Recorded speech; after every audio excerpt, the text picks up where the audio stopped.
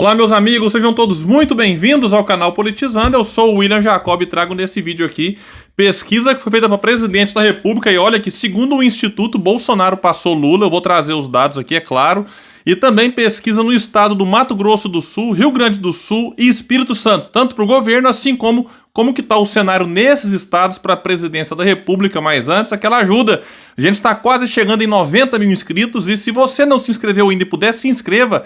Ativa aí o sininho das notificações. Se assistiu o vídeo e gostar, deixa o like. Se não gostar, manda o dislike, faz parte. Comenta aqui embaixo a sua opinião, é muito importante. E claro, compartilhar em grupos de WhatsApp, Facebook, principalmente nesses três estados. Repito, Mato Grosso do Sul, Espírito Santo e Rio Grande do Sul. Mas como tem pesquisa para presidente, vale a pena jogar aí também em grupos sem ser desses estados. Pessoal, é o seguinte, vamos começar aqui então com a pesquisa para presidente feita pelo Instituto Futura, contratada pelo Banco Modal. Ela tem uma margem de erro de 2, pontos para mais ou para menos. E vale lembrar que esse instituto foi aquele que, segundo o levantamento que foi feito, foi o instituto que, digamos assim, errou menos no primeiro turno, ficou mais próximo daquele cenário que de fato tivemos ali após a apuração.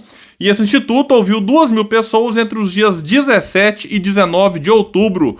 Vamos lá para os votos totais. Bolsonaro lidera com 46,9%. Ele cresceu aqui 0,4% em relação ao levantamento anterior desse mesmo instituto. E o Lula caiu 1 ponto. Ele está agora com 45,9%, ou seja, 1 ponto de diferença, o que dá para dizer que estão tecnicamente empatados dentro aqui da margem de erro.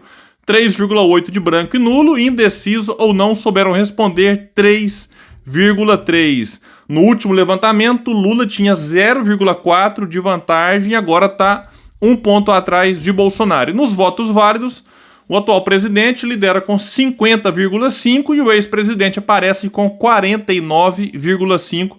Então, uma diferença aqui de 1 ponto, repito, estão empatados na margem de erro. Outros institutos também estão apresentando esse empate, porém, nos outros, Lula lidera com uma vantagem ali em torno de 4 pontos. E como muita gente está falando, realmente a disputa deve ser aqui voto a voto e vai talvez impactar muito o que? A abstenção, porque quem votou no primeiro turno não vai votar no outro no segundo. Pode até acontecer de ter uma mudança de opinião. Enfim, isso acontece, é claro, mas não na proporção muito grande como muitos apontam. O que pode, de fato, segundo vários especialistas, decidir essa eleição é a abstenção. Então, se o eleitor do Lula, no dia da votação, por motivos diversos, se sentir menos motivado a ir votar, ou do Bolsonaro, isso pode impactar e definir quem vai ser o vencedor. E aqui, esse instituto, vale lembrar que ele, como disse, foi o que errou menos, ele aponta aqui uma tendência que tem muita gente meio assim, que aposta que vota no Lula com medo que aconteça em outros institutos. O Lula errou muito aí nas últimas semanas, eu falei aqui várias vezes, o PT está indo por um caminho errado ao trazer o debate de costumes, essas pautas morais para discussão, e aí parece que de ontem para hoje meio que caiu a ficha. Eu estou percebendo alguns influenciadores agora fazendo o correto, que é o quê? Que é focar onde Bolsonaro é mais fraco, que é na atuação dele na pandemia e do governo e também na questão da economia. Então a gente observa que é nesse ponto, pandemia e economia, que é o ponto fraco do governo. Isso ficou claro inclusive no debate. No primeiro bloco, quando o Lula focou nisso, ele acabou ficando melhor do que Bolsonaro. Nos outros blocos, aí no segundo, até falei que teve mais ou menos ali um empate, teve momentos melhores para um, depois para o outro, e no terceiro, Bolsonaro foi muito melhor do que o Lula. Por quê? Porque ele focou naquela parte em que Lula é mais fraco, digamos assim. E vale destacar um ponto importante, quando alguém fala assim, não, mas a economia vai bem, não sei o que, olha, por que então que passou o auxílio de 400 para 600? É claro que tem por trás disso um interesse puramente eleitoral. Agora, a gente sabe, segundo vários dados que nós temos aí, tem milhões de brasileiros hoje se alimentando de forma precária.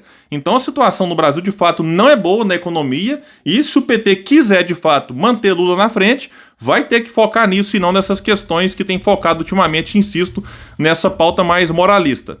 Vamos agora trazer os dados para o governo do Rio Grande do Sul. Eduardo Leite lidera aqui com e o instituto é o IPEC, que ouviu eleitores entre os dias 18 e 21 de outubro. Eduardo Leite, ele lidera com 55% dos votos válidos e o Onyx Lorenzoni com 45%. Já tinha falado aqui em outros vídeos, tem falado bastante no Rio Grande do Sul. O Onyx venceu no primeiro turno, E o Eduardo Leite ficou em segundo, por pouco ali o candidato do PT não passou o Eduardo Leite, mas mesmo assim o Eduardo Leite conseguiu se manter em segundo, e agora estamos nesse segundo turno aqui, e o Eduardo Leite abrindo uma vantagem, tanto é que o Leite tinha, né, 8 pontos de vantagem, estava 54-46, agora 55-45, então, né, se mantiver essa tendência que o Eduardo Leite deve voltar a governar o estado do Rio Grande do Sul. Digo voltar porque ele era governador, renunciou naquela coisa de possivelmente ser o candidato à presidência pelo PSDB, mas no final da história não foi nem ele, nem o Dória,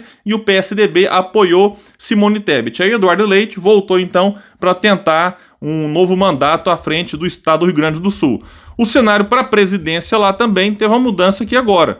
Bolsonaro lidera no Rio Grande do Sul com 53 contra 47 do Lula. Nesse instituto, eles estavam numericamente empatados, 50 para cada um dos votos válidos. Agora, abriu aqui uma vantagem para Bolsonaro de 6 pontos.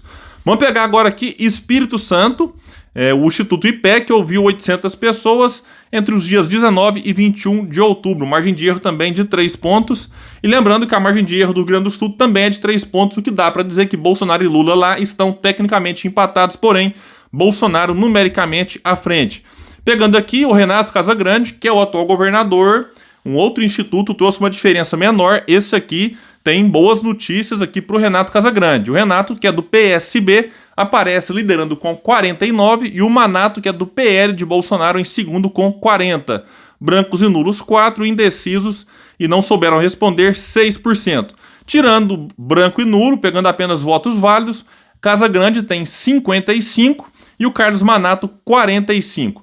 Aqui só fazendo um comparativo entre o primeiro e o segundo turno, o Casagrande teve no primeiro 46,94, portanto ele cresceu 8,06. O Manato teve 38,48, então ele cresceu 6,52. Então o Casagrande conseguiu, segundo esse instituto, diferente de outros, abrir uma vantagem maior do que teve no primeiro turno. E o Renato Casagrande, particularmente, é alguém que eu, assim, né, observo o trabalho dele lá e tenho uma admiração, e eu acho que se ele for reeleito, é uma boa notícia para a população do Espírito Santo. E esse instituto fez uma pergunta também, expectativa de vitória, independente da intenção de voto. Não importa em quem você vai votar, quem que você acha que vai ganhar? E 52% respondeu que será o Casagrande, 33% o Manato, 14% não souberam responder. E nos votos totais aqui, né, eu falei primeiro os válidos, aliás, agora aqui para presidente, votos totais, Bolsonaro 51, lá no Espírito Santo apenas, lembrando, Lula 41, branco e nulo 4, indecisos 4. Votos válidos para presidente, Bolsonaro 56, Lula 44, então uma vantagem de 12 pontos para o atual presidente. Bolsonaro no primeiro, vamos pegar também aqui como que ficou em relação a esse segundo turno. Ele teve 52,23, então ele cresceu 3,77. Lula teve 40,4, então ele cresceu 3,6, ou seja, eles cresceram mais ou menos o mesmo tanto. Isso aqui não impacta nacionalmente em relação ao que tivemos no primeiro turno, por conta do crescimento ter sido praticamente igual. Pegando agora Mato Grosso do Sul, o Instituto IPEC ouviu também 800 pessoas, tem margem de erro de 3 pontos para mais ou para menos. Vamos pegar aqui para a presidência, começando, votos válidos apenas. Bolsonaro 56%, Lula 44%, uma vantagem para o atual presidente de 12 pontos. Para o governo do estado, Capitão Contar, que é o candidato de Bolsonaro por lá, aparece com 50%, e o Eduardo Riedel, do PSDB, também 50, estão numericamente empatados. Lembrando que o Capitão Contar é do PRTB. E ele teve no primeiro turno 26,71% dos votos e o Eduardo 25,16%. Portanto, eles quase empataram no primeiro e agora no segundo estão numericamente empatados. E aí, né, o fato de quem vai vencer aqui pode ser definido no detalhe. E esse instituto perguntou o potencial de votos. Isso aqui pode talvez indicar que o Riedel, né, tem uma vantagem nessa reta final. O Riedel ele tem 60% de potencial de voto. O que é isso? 37% diz que votará nele com certeza. 23% diz que poderia votar. Então você soma, dá 60%. O Capitão Contar tem 54%. 38 de certeza e 16 que poderia votar, e a rejeição do Contar é um pouco maior do que a do Riedel, então isso pode ser uma notícia que favorece Riedel para tentar assumir o governo do estado do Mato Grosso do Sul. Pessoal, então é isso, né? A gente fica por aqui com esses números, sempre atentos para trazer qualquer informação de fato importante. Como eu falo sempre, quem puder compartilha, nós temos aqui também a possibilidade de vocês se tornarem membros do canal a partir de R$ 1,99 por mês, podendo parar quando quiser. Você ajuda de uma forma direta e mensal o nosso trabalho aqui no Politizando para que ele chegue cada vez mais longe, porque aqui nesse espaço a gente luta por um Brasil melhor. Valeu, gente, até o próximo vídeo.